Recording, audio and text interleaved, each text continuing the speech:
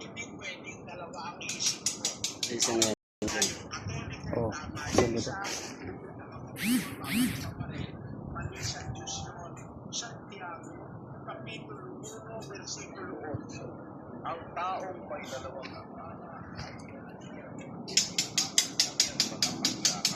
tao pag may dalawang akala, walang pilming prinsipyo, walang tiyagayon sa lahat ng kanyang paglakad.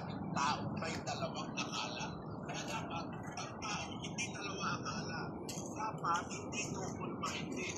Miski sa babae, pag dalawa akala mo, hindi ka magiging tapat. Asentada, paikot.